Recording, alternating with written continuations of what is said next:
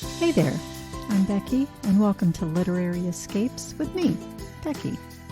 Today I have the pleasure of speaking with author Bonnie Paulson. If you are a fan of romance, particularly cowboy romance or Western romance, you're definitely going to want to listen to this conversation. So, without further ado, let me introduce you to Bonnie Paulson. How did you get started writing? Actually, like, I'm going to have kind of the stupid standard answer of I've been writing my whole life, but what actually really kicked it in, because I actually have a 4-year degree. I have a biophysiology degree with a minor in math and chemistry. Yeah, 2 minors. It's so fun. And I was actually going med school. And then we had a car drive through our apartment and hit my kids and hit my husband. And so we were like, okay, change of plans. So we moved back home, back up to North Idaho. And I went to school to be a radiologic technologist to switch things around. And I met this woman, and it was so funny because she was like, I think I want to write a book. I think we should get together and write. And I was like, okay. She and I met one time, those critique groups that you get with. We met one time, and then she like disappeared. It was the weirdest thing. Like I never saw her again. Wow. But I immediately started writing books. Like I was like, I've been missing this in my life. And I started writing, and then I got my first, contract. I was with Harlequin.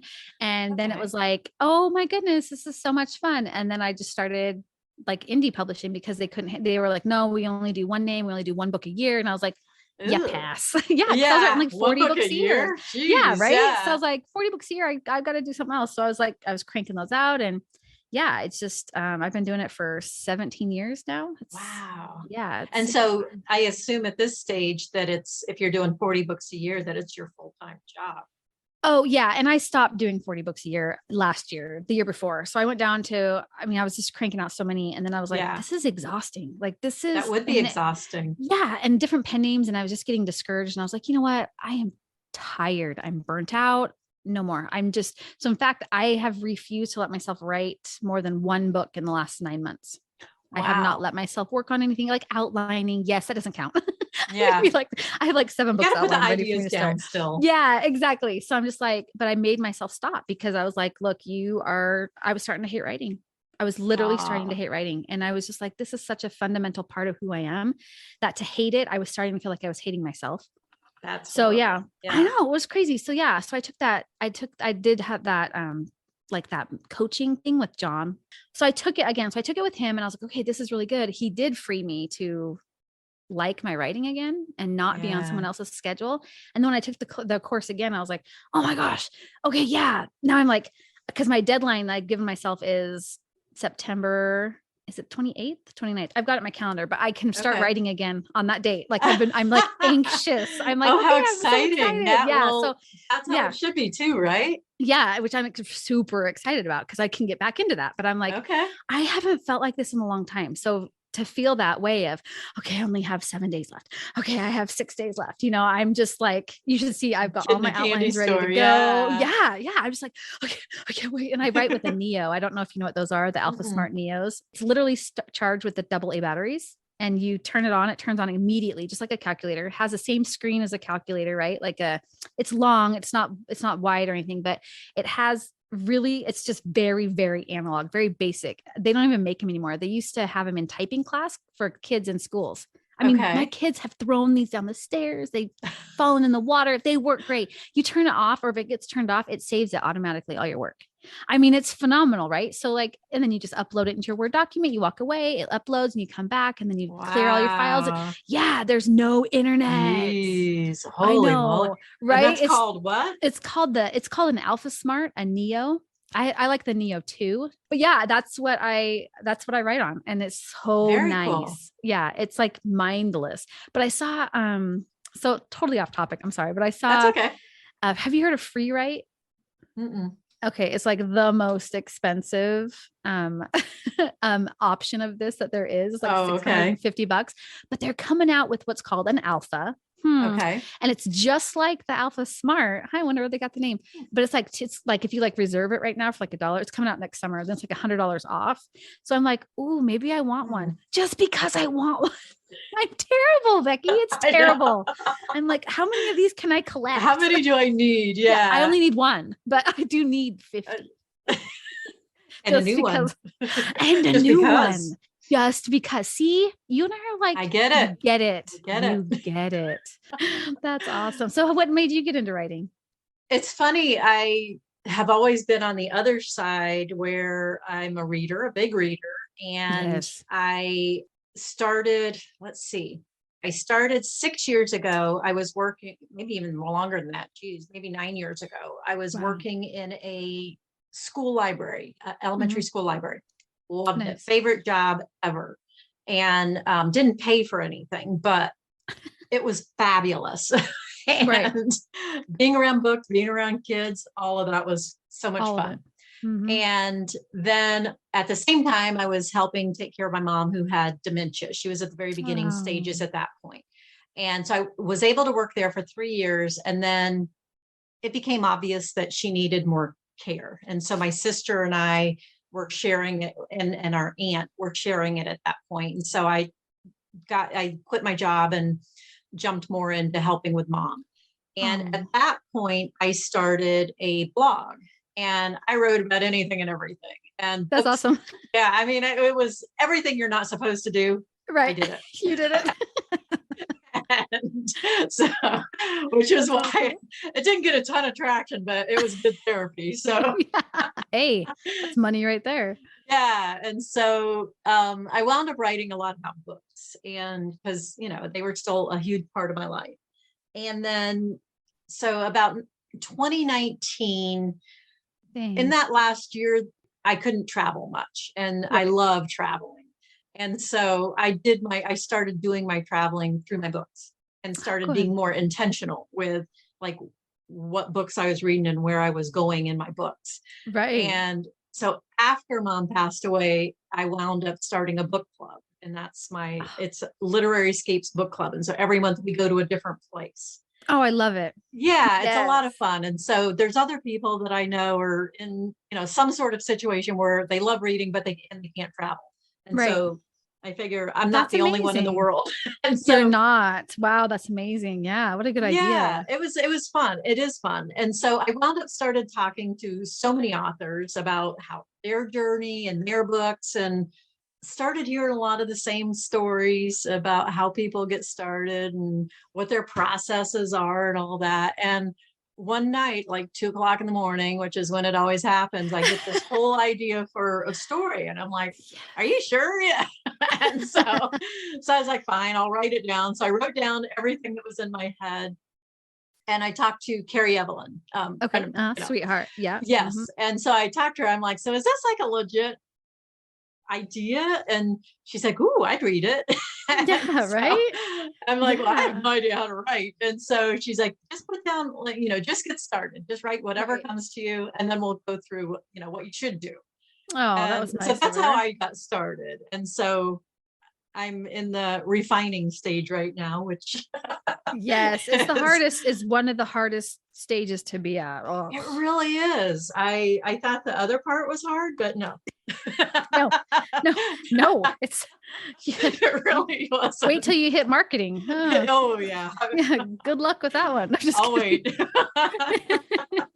I'm like, if you think the editing and the writing is hard, right? We don't need to talk about the business. Yeah, there's so many things if you're going to be an author, whether it's indie or not. There's so many pieces to it. Oh, many. It's so hard. First time I was ever told to write a blurb, I was like, say what? And then they're like, in the synopsis, and I was like, that's the same thing. And then you find out it's not, and you're like, I don't want to do this anymore. Yeah. And then you got to be on social media all the time, or not. I mean, there's so much. So there's so much. There's just so much. Yeah. It's so, just thinking about it, I was like, okay, I'm going back to bed. This is exhausting. This is why you took a 9-month break, and from just from the writing part. Yeah, exactly. So you have, how many books have you written? I have more than 200 in my catalog. Wow, that is amazing. And how many different pen names do you have? I have 14 pen names. Some of them I've definitely killed. They're like no longer, their books are up, but they're no longer, like, I kind of ignore them. Sometimes I run ads and stuff on them just to make them earn a little bit of keep.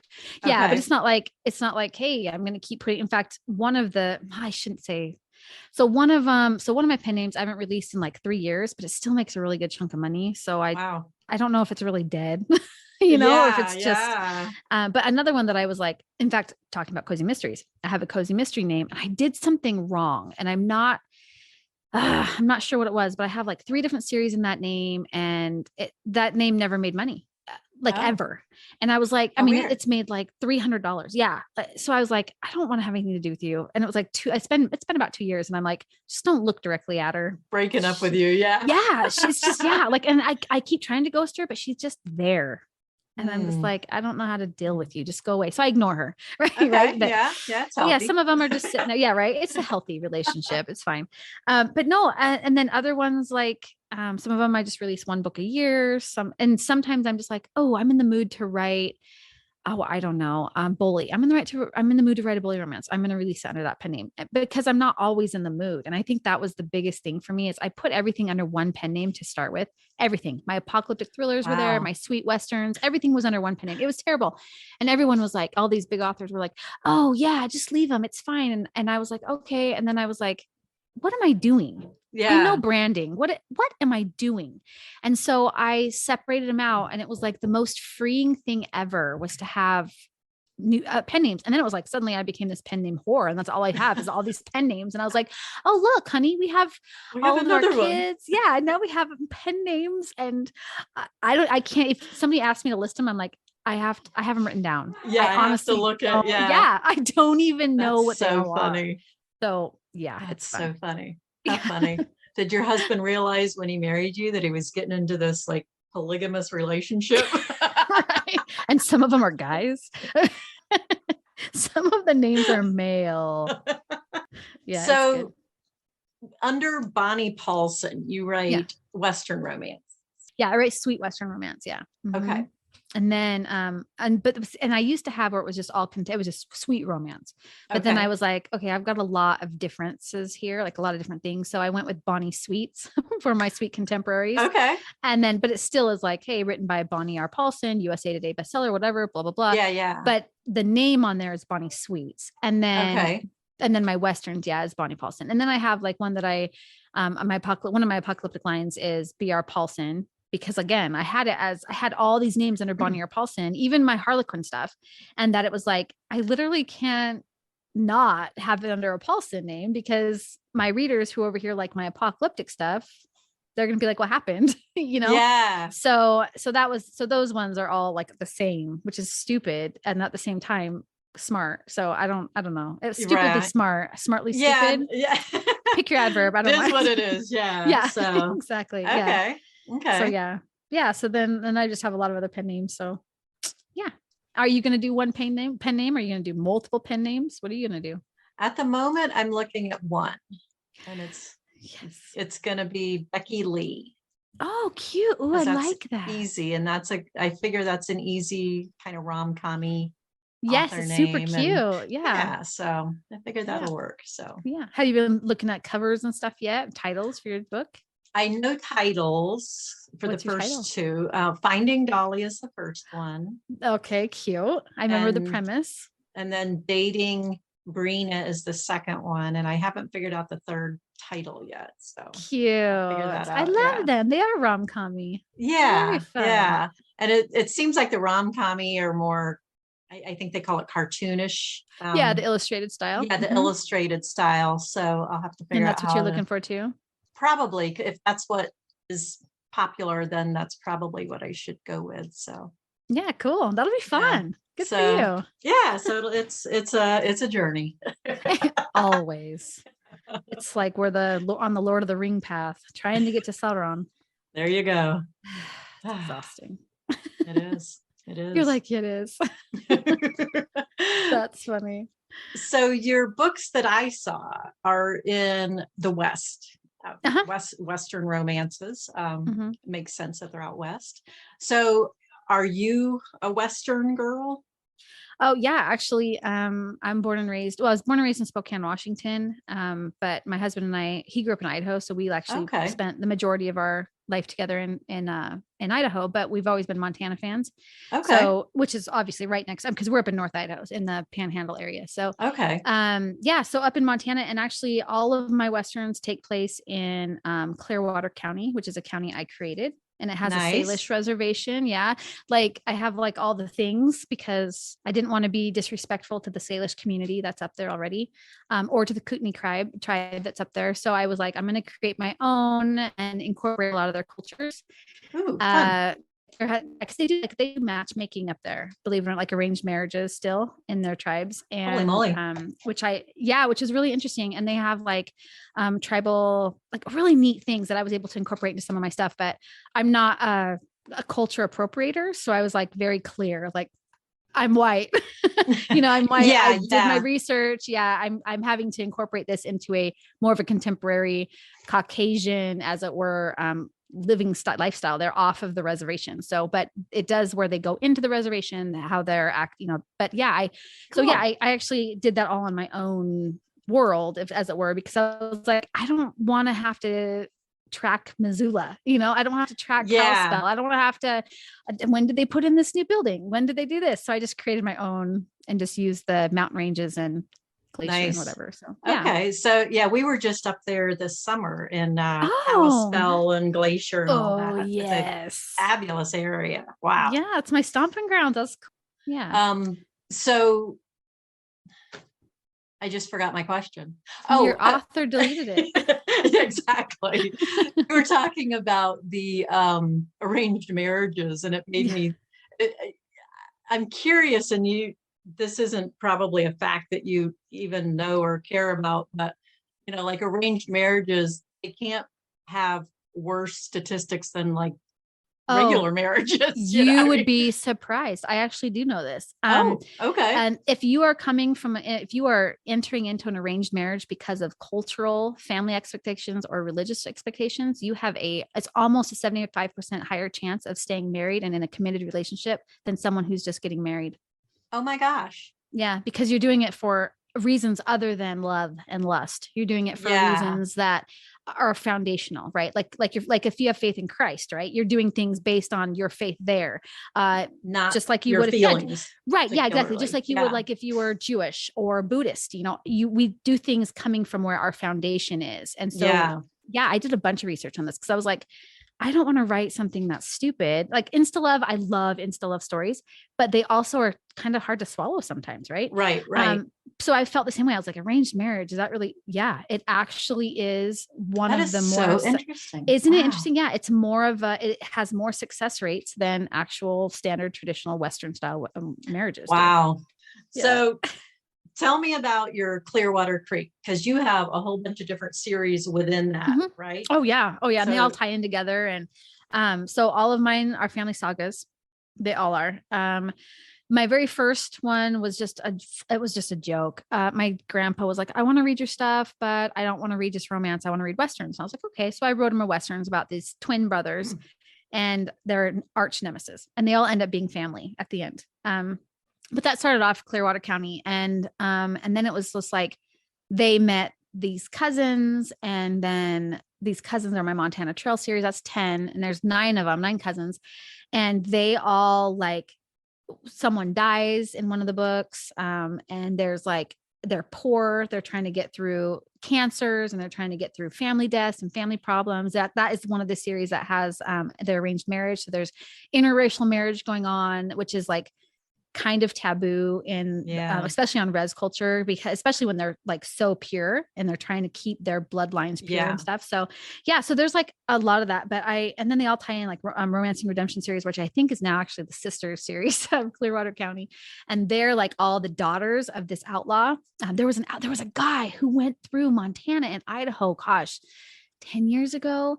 And he was like robbing banks and stuff. And so I got this idea. I was like, what if he was leaving like a bunch of kids behind, right? Kids along the way. Yeah. Yeah, exactly. So he left behind these daughters, and then he had one daughter that he loved, that he actually knew about. And the other ones he didn't really believe that they were his. So anyways, all these sisters find each other, they find romance, then they find the treasure that he left for them. And it was really fun, but it's all contemporary. Yeah, it was fun. And one of them falls for an FBI agent, which I don't write FBI agents very well. He's really just a guy that quit the FBI because he loved her. So Yeah. it's fine. I was like, leave the FBI behind. Yeah.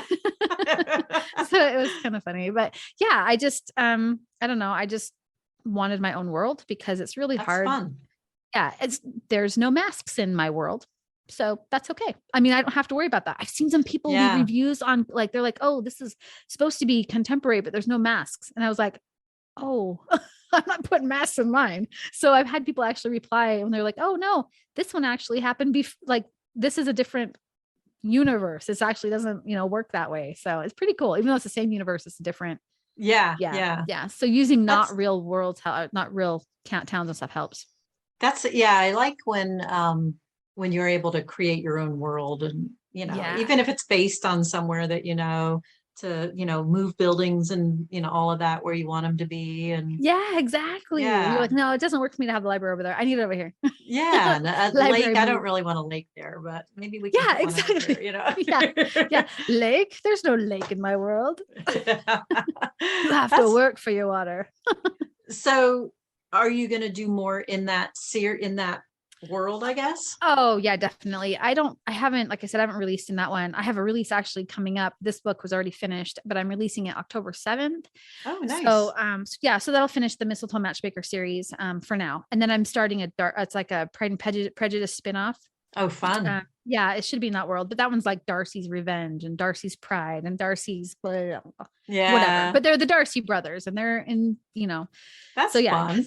I am obsessed with Austen and I was like, why am I not writing this? Why am I not? I need to be. That's good stuff. Yeah. Yeah. Right. Who doesn't love Pride and Prejudice? That's in the book club. We did Pride and Prejudice the second month and we read Jane Austen's and then we read one of the retellings of Pride and Prejudice. Was it fun?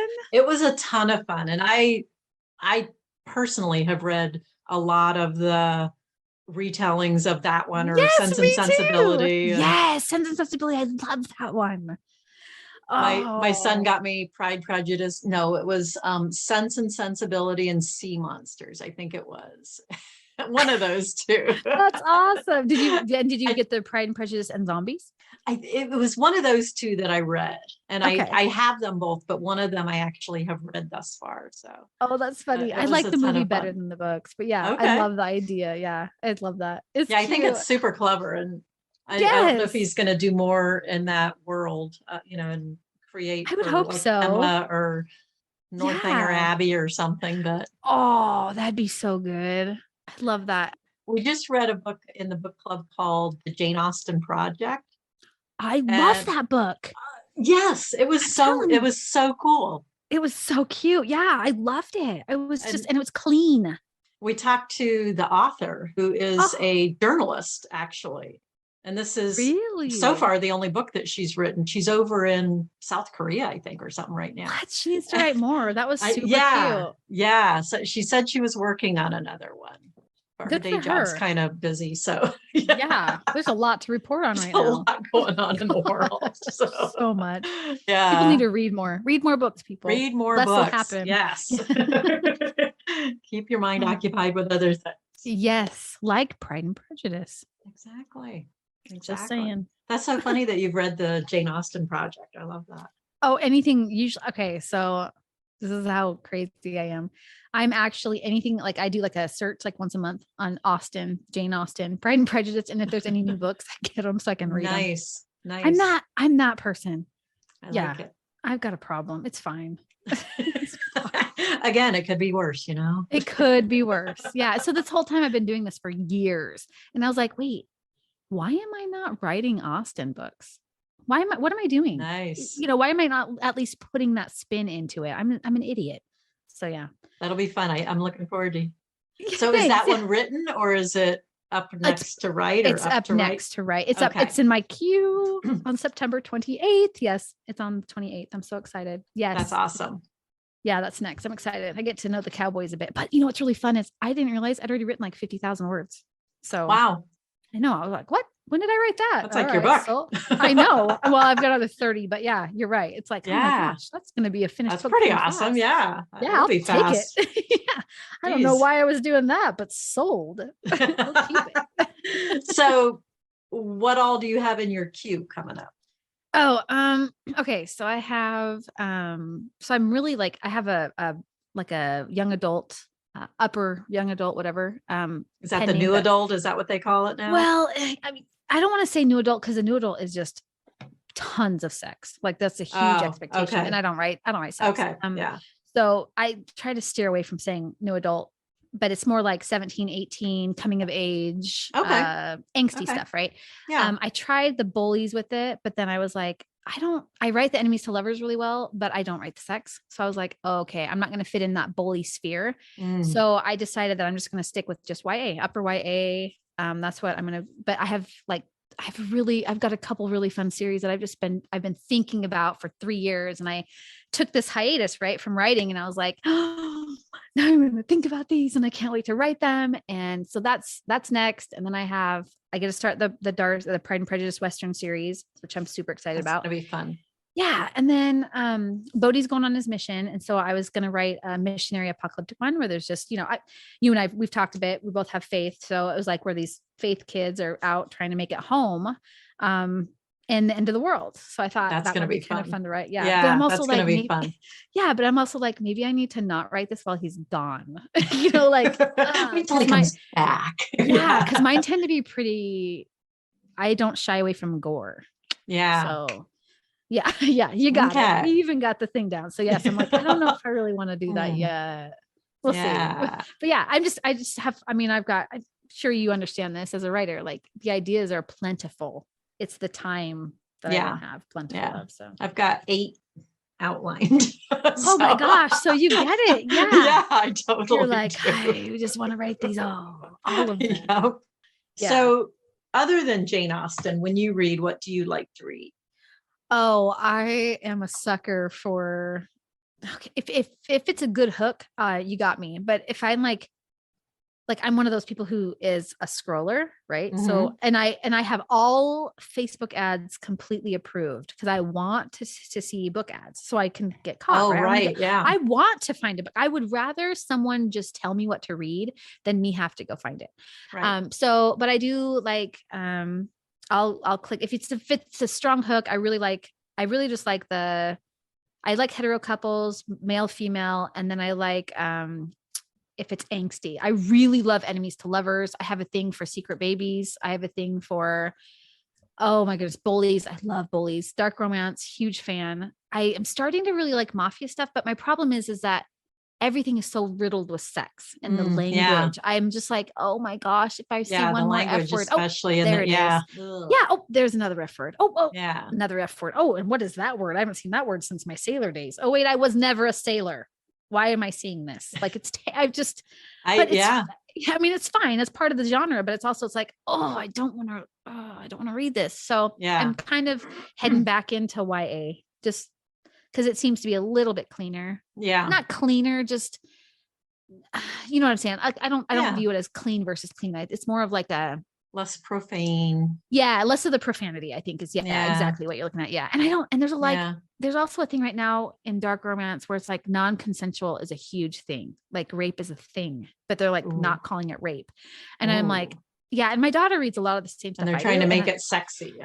Yeah. And I'm like, rape is not sexy. So my daughter and I have all these conversations about how, look, being human trafficked is not a good thing. This is not a start of a love story. This is not so anything she reads, I read. And I'm like, this is a toxic relationship.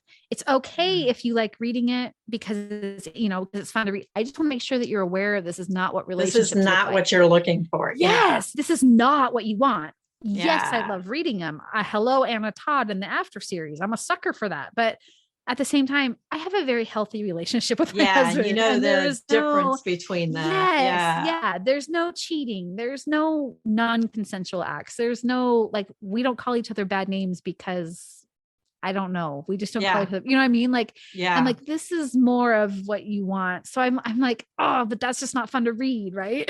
It's exactly. not. Exactly. It's not fun to read something it's a good relationship to have, but it's not. Yeah, exactly. Yeah. We all know it's not that interesting to read, but come on, fake it. So we're, but anything that's hooky, anything that's, ooh, what? They don't like each other. I mean, like I said, enemies to lovers. So I'm a sucker for it. sucker for that. But those are fun. Yeah. Those are so fun. Those are fun. But I just feel like I've kind of worn out. I don't know. I'm always looking for new. I think that's another reason, probably you as a reader turned writer, you probably feel the same way. It's like, I really want to read something that's like this. And then you don't find enough of it or any of it. And so you're like, I'm going to write that so I can read it. Exactly. Feel like that. Yeah. I want to read this. That's some of the ideas that I've come up with are like, ooh, yeah, I like that idea. Yeah. So we'll see how it translates, but yeah, it'll be good. I'm excited to read your book. After what we were talking about with that, I was like, ooh, that sounds really good. But I was thinking of it as a women's fiction. And now I'm like, ooh, I wonder what she's going to do with make it a rom-com, because it could be really fun. Yeah. I think I've finished up the first couple chapters and I've actually let a couple of people read it, which is like, isn't that scary? Take my heart. Yeah. Yeah, it is. It's hard. Wait till you start getting the reviews. I learned to stop reading reviews. One lady told me to kill myself. Oh my gosh. I'm not kidding. She was like, there are no wolves in Montana. And I was like, okay, wait a minute. What? Because like Montana actually is known for the wolf. Like that's, so yeah, wait until that starts happening. Because just giving it to a friend and stuff is hard. And you're like, oh my gosh, they're reading my stuff. Are you reading it? Are you reading it? Do you like it? No, I don't read it. Then, and then if they don't say anything afterwards, right. It's like, and then you feel awkward and you're like, okay, do I ask? Do I not ask? Yeah, exactly. What do I do here? Yeah, it's hard. But then when you start putting it out in the world, that's something that is like, you really have to learn, like your skin really has to get toughened up. Really big time. That's so funny. So what is your favorite thing to write? Or is it all just based on your mood? Right there. It's based on my mood. I don't, sometimes I like right now with how the world's been since like the pandemic and stuff, like just all the things, I'm just like, this is not stuff I want to write. I don't want to write the heavy. I just don't. And I was writing, like I wrote this actually, my pen name, Bonnie Paulson. So one of the things is it's called 180 days. And it was actually based on a virus because I have viral, I can't even say it. Virology. Yeah. I have a lot of virology training with my biophysiology. And so, one of our projects that we did was we had to take a disease that was important to us. And so ALS was one, and I turned it into this zombie like disease. And then, so that was one of my projects. Another project was how would you biochemically do biochemical warfare. And so I was like, oh dude, if I would just do it as a single person, because you can make viruses and you can make things in your own homes. There's actually how-to videos on YouTube on how to do it. Yeah, it's insane. How to make your own vaccines. It is. It's completely frightening.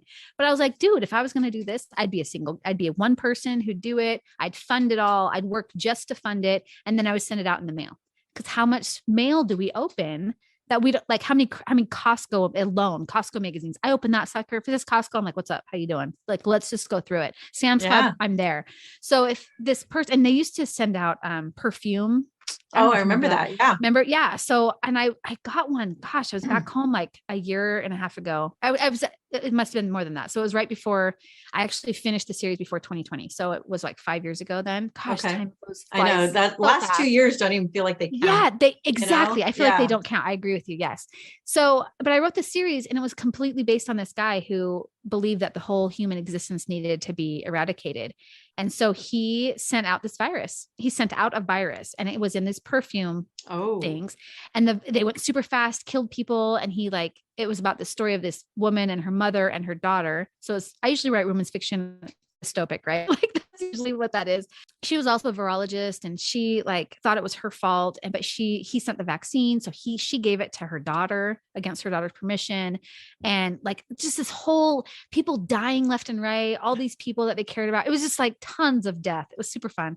But it was but it was also oh crap, I sent that out. And then book 5 came out and then the pandemic hit. Oh man. And it was talk about timing. Yeah. Jeez. I was okay, we're done. So I was I didn't even market or anything. I just, bless you. I didn't do anything with it. I just was I don't even want to deal with this. And then I had all these ideas and I was I don't want to deal with apocalyptic stuff. I don't want to think about it because I feel like we've been staring it down. We've been living it. Yeah. In reality, who wants to read that? I don't want to read that. I want to read arranged marriages, people. I know. I've had a hard time reading anything super heavy the last couple of years. I've needed light and fluffy almost. And yes. Yeah. So Tons. Yeah. And the YA coming of age and like, yeah, like just Vampire Diaries. Thank you. Love you. Yeah, exactly. How you doing? But yeah, like that kind of stuff has been, that's what I like to read, like just the light stuff. But yeah, my apocalyptic stuff was just too heavy. So I haven't felt the need to read anything or to write anything like that in a while. Yeah. But I am feeling, like I said, I am feeling like this need to write Darcy. I'm feeling this need to write some YA fun stuff. So yeah, but you know what? That'll be fun. So now on your Darcy one, are you going to just stick to Pride and Prejudice, or is each brother going to have a different Jane Austen? Yes. And in fact, yeah, right. And then what I loved about Austen stuff is she always had 2 romance lines running at the same time. Yeah. You know, Pride and Prejudice. She's had, Bingley. And so that's what I'm like, okay, I think that's what I'm going to do. So I've got 2 lines going in each one, which is making the books like 120,000 words, but that's okay. We're not going to judge. Okay. It's going to be fine. It's probably going to be like 1 book a year though, to be honest. Yeah. Understandable. That's a huge commitment. Yeah. I'm that that's a lot. That's normally 2 books. So I'm like, so yeah, it'll be fun. So and then I want to do Sense and Sensibility. I know it's not an Austen, but I want to do, is it Wuthering Heights? Wuthering Heights. Yeah. Yeah. I can never say it right. So I always wonder, is that the title? Cause you know, I can't say anything, not even virology, right? Whatever. It's fine. It's okay. It's only a podcast. Right. It's fine. So where can readers find you? Where do you like to hang out with them? I'm on Facebook a lot, and I have probably Facebook. Let's be honest. Is it under Bonnie Paulson? Oh yeah. Definitely. Okay. Yeah. Bonnie Paulson. Yeah. Okay. I forgot we're doing this podcast. I'm just here talking to you. It's too easy. So you're on Facebook, and I know you've got a great email. Yeah, I do have email. And you probably have a sign up on your website, right? Oh yeah, definitely. And you can get it. I think I'll you can get that. book 1. It's right there on the page, on the main page of bonniepaulson.com, or bonniepaulson.com. But yeah, you even get like Broken Trails, I think, free. The book 1 awesome. of the 10 Montana Trails cousins. Yeah, so that one I think is even free. And that's the extended edition. So it's like an extra 20,000 words. Nice. Awesome. So, yeah. I will put a link in there to all of that. Well, thank you. That's so nice of you. I think readers will enjoy that. So. Oh, sweet. Well, thank you. Yeah. Thank you for joining me. Well, thank you, Becky. You're so sweet. This was a lot of fun. I thoroughly enjoyed it. Me too. Thank you for making it so fun. Thanks for joining me today on the Literary Escape podcast. If you enjoy hearing the behind the book story, then join me in the Literary Escape Society. We're a community of travelers who love books, or maybe book lovers who love to travel. Either way, if you need an escape, a literary escape, come join us as we read our way around the world together, 1 book at a time. Check out the show notes to learn more about the Literary Escape Society. And we'll see you next time on the next episode.